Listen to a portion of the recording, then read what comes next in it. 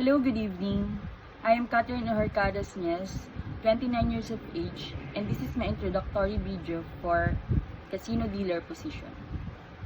I am thrilled to work in a gaming industry at Cyprus because it offers a dynamic paced environment.